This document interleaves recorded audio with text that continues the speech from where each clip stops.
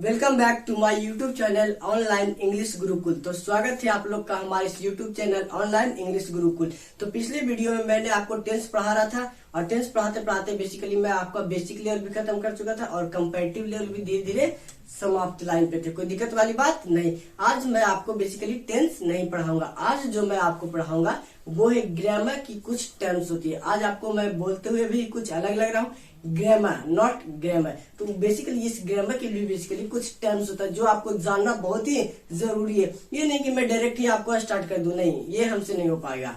ठीक है, तो आज मैं आपको धीरे धीरे रिलेट करते हुए, ठीक है, तो चलिए आज आपको पढ़ाते हैं। तो बेसिकली जो आप लोग सीखना चाहते हैं वो हुआ आपका ग्रामर। क्या हुआ? बेसिकली जो मैं आपको पढ़ा रहा हूँ इसे सही तरीका से इसे पढ़ना सीखो। सबसे पहले इसे सही तरीके से पढ़ा जाता है ग्रामर। क्या होता है? Grammar, not grammar, not grammar. इस आर की बात करें तो इस आर को हम लोग नहीं बोलते, इस आर को प्रोनाउंस नहीं कहा जाता अगर इस आर के पहले कोई वॉवेल हो। क्या वॉवेल? मतलब ए ई आई ओ यू, वॉवेल हो। क्या हो? वॉवेल हो। तो हम इस आर को नहीं बोलते, इस आर को रा नहीं पढ़ाता, रा प्रोनाउंस नहीं किया। इसकी ज्यादा कहना चाहे तो आप लोग आ कह सकते हो। ग्रामर क्या होता है? ग्रामर। इसलिए आप कभी भी मान ले जाए गूगल पे सर्च करो इस ग्रामर की प्रोनाउंसिएशन, तो ये आपको इस तरह से लिखा हुआ दिखेगा। कोई दिक्कत? तो सबसे पहले आप लोग इसे सही तरीके से पढ़ना सीखें। पढ़ाने की तो बात अलग है। सबसे पहले सिर्फ बोलना सीखो। क्या करना सीखो? बोलना। अगर इस आर के बाद वॉवल आ जाए, मान ले जाए अगर इस आर के बाद वॉवल आ जाए तो इस आर को बोला जाता है, इस आर को प्रोनाउंस किया जाता है। कोई दिक्कत नहीं। तो चलिए इसको मैं मिटा देता हूँ। चलिए हो गया। अब इसको समझने के लिए सबसे अच्छा मैं आपको कुछ टर्म्स होती है जिसको मैं एकदम चैप्टर वाइज आराम से क्लियर कर रहा हूँ। ज्यादा नहीं, 4 टर्म्स होता है। कहा जाता है, चलो आपको पहले लिखा देते हैं। तो सबसे पहला टर्म हो गया आपका फोनोलॉजी। क्या होता है? PHONOLOGY, phonology. क्या होता है? फोनोलॉजी। अब बेसिकली हम लोग फोनोलॉजी को तोड़ना सीखना है। हम लोग एक बार समझो, ये जो हम लोग वोकैब का दायरा होता है, वोकैब का जो दायरा होता है इसको हम लोग दो तरह से सीखते हैं। सबसे पहले अगर जो वोकैब सीखने का अच्छा तरीका आपको जानना है तो वो हुआ रूट। क्या हुआ? रूट। क्या हुआ? रूट। अब ये रूट की बात करें तो ये रूट हमारे पास दो तरह का होता है। रूट कितने तरह का होता है? 2 तरह का होता है। एक होता है लैटिन रूट। क्या होता है? Latin root. एक क्या होता है? Latin root. और एक होता है आपका क्या होता है? Greek root. क्या होता है? Greek root. क्या होता है? Greek root. और रूट किसे कहते हैं भाई? तो रूट हम लोग बोलते हैं भाई साहब basic form of a word. Basic form of a word. कोई दिक्कत? चलिए हो गया। इसको हम लोग कहते हैं। अब आगे सीखना है। क्या सीखना है? आगे सीखना है। तो अगर जो हम इसको रूट के आधार पर तोड़ना चाहे, तो इस फोन को समझा जाए तो फोन का मतलब इस आधार रूट के आधार पर, तो इस फोन को समझा जाए तो फोन का मतलब क्या होता है? साउंड। क्या होता है? What you call it? Sound. कहा जाता है if you cannot speak English, you have to face this problem in your life। यदि आप अंग्रेजी बोलना नहीं जानते तो आप इस प्रॉब्लम को जरूर फेस करेंगे अपने लाइफ में। Yes I can speak English।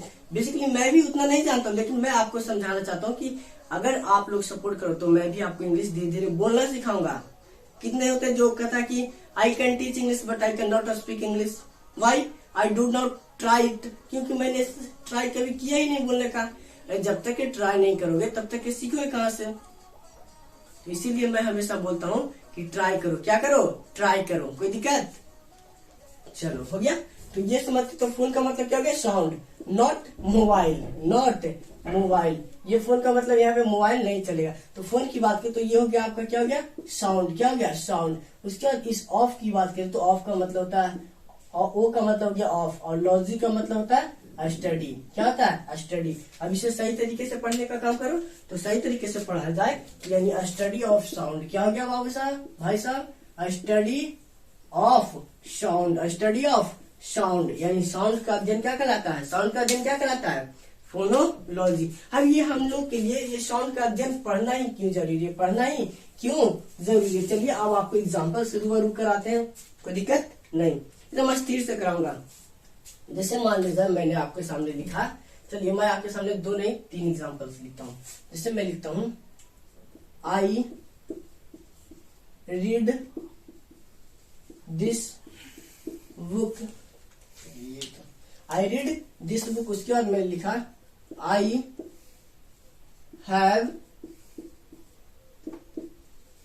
This book, my shirt is red. चलिए मैंने आपके सामने 3 सेंटेंसेस लिखी, कितने सेंटेंसेस, 3 सेंटेंसेस, साथ साथ बोलने का प्रयास करना, कोई दिक्कत वाली बात नहीं। जैसे मैंने लिखा I read this book, I read this book, तो यहाँ पे बात करें तो इस रीड की बात करें तो यहाँ पे इस रीड को क्या पढ़ा गया, रीड ही पढ़ा गया, कोई दिक्कत नहीं। अब आई हैव, क्या आप लोग इसे रीड पढ़ोगे, जी बिल्कुल नहीं, इसे क्या पढ़ोगे, रेड पढ़ोगे, क्या पढ़ोगे, रेड पढ़ोगे, क्या पढ़ोगे, रेड। तो यहाँ पे यहाँ इसकी प्रोनाउंसिएशन रीड नहीं, यहाँ पे इसकी प्रोनाउंसिएशन क्या होगी, रेड होगी, क्या होगी, रेड। उसके बाद the shirt, my shirt is red, तो यहाँ पे क्या हो गया, रेड।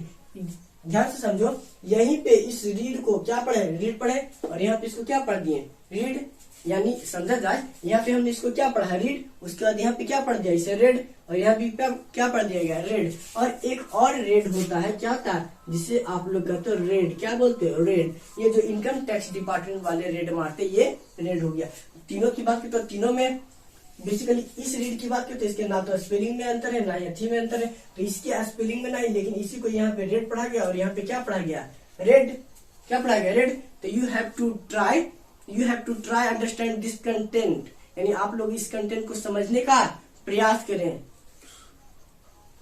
ठीक है, कोई दिक्कत, ये हो गया। उसके बाद इसमें कोई दिक्कत नहीं, यानी इसीलिए हमें फोनोलॉजी सीखना होगा, फोनोलॉजी। अब ये फोनोलॉजी क्यों सीखना पड़ता है, क्योंकि बात करें तो इंग्लिश अपने आप में क्या होता है, आप ही लोग बताएं, इंग्लिश एक लैंग्वेज होता है, क्या होता है, इंग्लिश से क्या होता है भाई साहब, लैंग्वेज होता है, क्या होता है, लैंग्वेज। और लैंग्वेज को जब हम लोग स्पोकन करते हैं, क्या करते हैं, स्पोकन करते हैं, तो हमारे मुंह से क्या निकलती है, साउंड, हमारे मुंह से क्या निकलती है, साउंड, मुंह से क्या निकलती है, साउंड। तो टोटल साउंड की बात करें 44 होता है, क्या होता है, 44 होता है। टोटल साउंड कितना होता है, 44, अकॉर्डिंग टू IPA, यानी इंटरनेशनल फोनेटिक अल्फाबेट। कोई दिक्कत, चार्ट के अकॉर्डिंग, तो कोई दिक्कत। अब हमने बताया जब इस इंग्लिश को हम लोग रिटन एस्पेक्ट पे लाते हैं, किस पे, रिटन एस्पेक्ट पे लाते हैं, किस पे, रिटन एस्पेक्ट पे लाते हैं, तो हमारे पास टोटल कितने लेटर्स होते हैं, 26 लेटर्स होते हैं। ये मैं आपको पहले वाले हल्का से रिकैपिचुलेट कर, 26 लेटर्स होते हैं, आराम से सीखना है, कोई दिक्कत, 26 लेटर्स होते हैं। इन्हीं लेटर्स को आप लोग किस नाम से जानते हैं, अल्फाबेट के नाम से, किस नाम से, अल्फाबेट। अब ये हमारे पास लेटर कितने होते हैं, 26 होते हैं, लेकिन बेसिकली साउंड कितना जनरेट कर देता है, 44। इसीलिए हम लोग को इंग्लिश पढ़ने में क्या होती है, हल्का सा मुश्किल होती है। और क्योंकि हम लोग अपने मन में डर बैठाए हुए रहते हैं कि I can not understand English, मैं इंग्लिश नहीं समझ सकता। यू अंडरस्टैंड इंग्लिश, आप इंग्लिश समझ सकते हो, बट यू ट्राई इट, आप इसे ट्राई करो, आप इसे ट्राई करो, but I can not try it, लेकिन मैं इसे ट्राई नहीं कर सकता।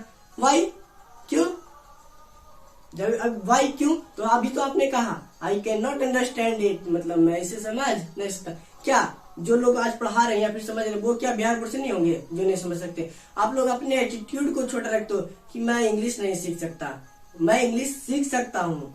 आप लोग एक बार क्यूरियोसिटी जगाओ तो सही कि मैं सीख सकता हूँ, आपको सिखाने के लिए मैं जी जान लगा दूंगा, कोई दिक्कत। ये तो इसीलिए हम लोग को हार्ड होता है, क्योंकि हमारे पास लेटर 26 होते हैं और ये साउंड कितना जनरेट कर लेते हैं, 44। जैसे आपके सामने एक एग्जांपल यहीं पे रेड हो गया, जैसे मान लीजिए यहीं पे बात करें BUT और PUT, अगर जो आप इससे वट पढ़ रहे हो तो इसके अनुसार तो आप इसे पट पढ़ना चाहिए, क्या पढ़ना चाहिए, पट पढ़ना चाहिए, क्या पढ़ना चाहिए, पट। नहीं तो चलो भाई, इसको अगर जो तुम पुट पढ़ रहे हो तो इसको भी बुट पढ़ो, है, तो ये होता नहीं। यहीं पे बात करें तो यहीं पे इस यू की साउंड आ हो गई, और यहाँ पे इस यू की साउंड क्या होगी, ऊ हो गई। यहाँ पे वट, यहाँ पे पुट, अलग अलग साउंड जनरेट किए नहीं, कोई दिक्कत।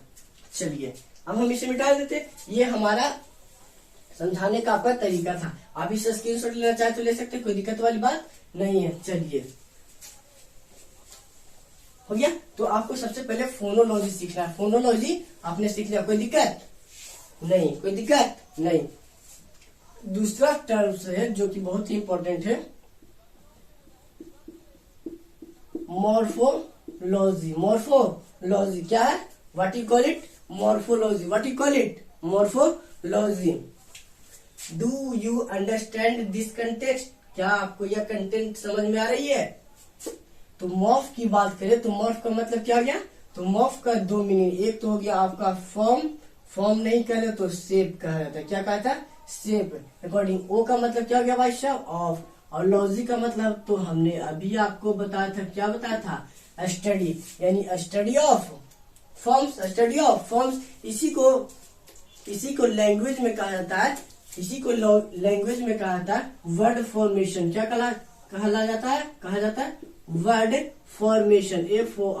FORMATION, word formation. अब ये वर्ड फॉर्मेशन क्या चीज है सर? ये हमको can you tell me about it? क्या आप मुझे इसके बारे में बता सकते हैं? Yes, I can tell about it. हाँ, मैं इसके बारे में बता सकता हूं। If you try to understand this thing, जैसे मान लीजिए मैंने आपको बताया इसके बारे में, तुम जैसे मान लीजिए आपके सामने मैंने एक लिखा प्यारा सा वर्ड वर्ब। क्या लिखा? Verb. What is the parts of speech of it? इसका पार्ट्स ऑफ स्पीच क्या है? तो पार्ट्स ऑफ स्पीच की बात करें तो इसका पार्ट्स ऑफ स्पीच में ये अपने आप में क्या हुआ? वर्ब हुआ। क्या हुआ? वर्ब। अगर मैं इसमें ER सफिक्स कर देता हूँ, क्या कर देता हूँ भाई साहब? ER सफिक्स कर दिया तो ये न्यू वर्ड क्या बन गया? New word. There is a new word. ये क्या नया वर्ड बन गया? सिंगर। क्या बन गया? सिंगर। तो इसकी बात करें तो ये सिंगर अपने आप में क्या, मान लीजिए यहाँ पे क्या था? वर्ब था, लेकिन हमने ER इसमें सफिक्स किया। क्या? ER सफिक्स किया तो ये क्या बन गया? सिंगर। तो सिंगर अपने आप में क्या हो गया? नाउन हो गया। क्या हो गया? नाउन। अब देखो यही तो हम लोग सिखाना चाहते थे, वर्ड फॉर्मेशन। यानी अगर किसी भी वर्ड में अगर जो कुछ भी सफिक्स या फिर प्रीफिक्स करते हैं तो उसका पार्ट्स ऑफ स्पीच क्या होता है? Parts of speech is change. मतलब पार्ट्स ऑफ स्पीच क्या होता है? बदल जाता है। क्या होता है? बदल जाता है। हाँ, यही तो मैं सिखाना चाह रहा था। जैसे मान लीजिए आपके सामने एक वर्ड और लिखते हैं। क्या लिखते हैं? जैसे हमने लिखा ABLE, एबल। एबल की बात करें तो एबल अपने आप में क्या हुआ? एडजेक्टिव। क्या हुआ? एडजेक्टिव। अगर जो हम इसमें ITY जोड़ते हैं, क्या जोड़ते हैं? ITY जोड़ते हैं तो ये क्या बन गया? एबिलिटी। ABILITY, ability. तो ये एबिलिटी अपने आप में यहाँ पे क्या बन गया? नाउन बन गया। क्या बन गया? नाउन था। ये एडजेक्टिव बन गया क्या? नाउन। चलो और एग्जांपल लिखते हैं। यही तो जब हम लोग सफिक्स से तो प्रीफिक्स करते हैं तो नए वर्ड बनते हैं, यानी यही तो होता है वर्ड फॉर्मेशन। मतलब शब्द को बनाना। जैसे मान लीजिए आपके सामने एक और वर्ड हमने लिखा HONEST, ऑनेस्ट। क्या लिखा? ऑनेस्ट। तो ऑनेस्ट की बात करें तो ये अपने आप में क्या होगा? पार्ट्स ऑफ स्पीच के according to the parts of speech it is an adjective. या क्या है? एडजेक्टिव है। अगर मान लीजिए इसमें मैं बाई सफिक्स कर देता हूँ तो क्या बन जाएगा भाई साहब? HONESTY, honesty. क्या बन जाएगा? What you call it? Honesty. तो ये ऑनेस्टी बात करें पार्ट्स ऑफ स्पीच के अकॉर्डिंग क्या हो गया? नाउन हो गया। क्या हो गया? नाउन। अब ये कौन सा नाउन हुआ? एब्स्ट्रैक्ट नाउन होता है। आप लोग सभी लोग जानते ही होंगे। अभी आपका मैंने पार्ट्स ऑफ स्पीच नहीं शुरू किया है। कोई दिक्कत? इतना देर में कोई दिक्कत समझने को नहीं? ये दूसरा टर्म आपने सर क्लियर करा दिया। तो तीसरा होता है सिंटैक्स। SYNTAX। तीसरा टर्म क्या होता है? सिंटैक्स। क्या होता है? सिंटैक्स क्या होता है? तो सिंटैक्स होता है अरेंजमेंट ऑफ वर्ड्स। हमने कहा ARRANGEMENT,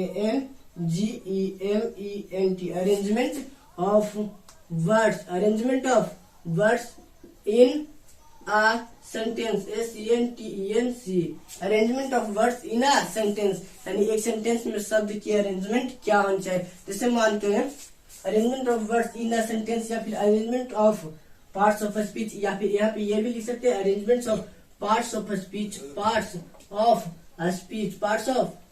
इन अ सेंटेंस। ये भी लिख सकते हैं, कोई दिक्कत वाली बात नहीं। ये वर्ड अपने आप में ये भी तो पार्ट्स ऑफ स्पीच से ही बना, ये आपको भी पढ़ाया जाएगा। यानी अरेंजमेंट ऑफ वर्ड्स या तो arrangement of words in parts of speech, मतलब पार्ट्स ऑफ स्पीच में इन शब्दों की अरेंजमेंट सही होनी चाहिए। जैसे बात करें noun, pronoun, adjective, verb, adverb, preposition, conjunction, interjection. जब तक इन सभी के अरेंजमेंट सही जगह नहीं रहे तो आप कैसे कर सकते हो? कोई दिक्कत? चलो हो गया।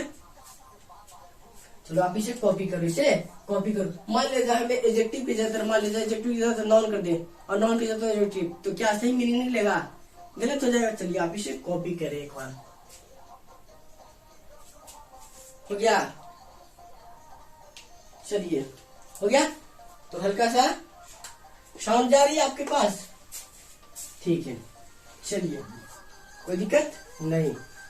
आ जाओ, अब आपको समझाते हैं। अब एक टर्म और आपका बचा हुआ है जो मैं आपको क्लियर कराता हूँ। तो ये 3 टर्म हो गया, अब ये चौथा टर्म आपको सिखा देते। चलिए, आपका चौथा टर्म होता है वो होता है सीमेटिक्स। जो चौथा टर्म होता है सीमेटिक्स, SCMATICS, सीमेटिक्स क्या था, सीमेटिक्स क्या था, सीमेटिक्स, सीमेटिक्स क्या था, सीमेटिक्स, ध्यान समझो क्या हमने बोला, सीमेटिक्स।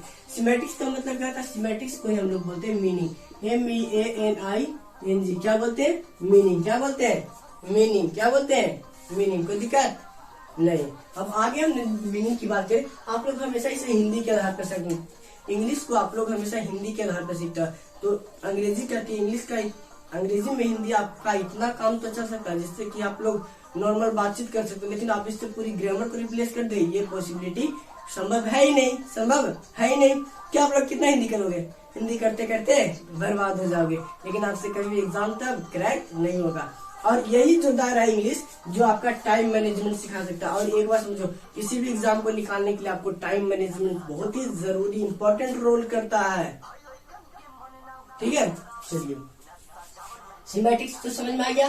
तो सीमेटिक्स को समझाते हैं, मतलब इसका मीनिंग। जैसे मैं आपके सामने 2 वर्ड लिखता हूँ, एक हमने लिखा डोंट, SMOK, डोंट स्मोक, और एक लिखते हैं no smoking, no SMOKING, no smoking, no smoking. इन दोनों की बात करते हैं, किसकी, दोनों की बात करते हैं। चलिए भाई, हम और एग्जाम्पल भी रखेंगे। अगर मैं कहता हूँ डोंट स्मोकिंग, क्या कहता हूँ, डोंट स्मोक, क्या बोला, डोंट स्मोक। ये डोंट स्मोक का मतलब हो गया, ये बेसिकली सभी पे एप्लीकेबल है, सभी पे एप्लीकेबल। बात करें तो ये यूनिवर्सली,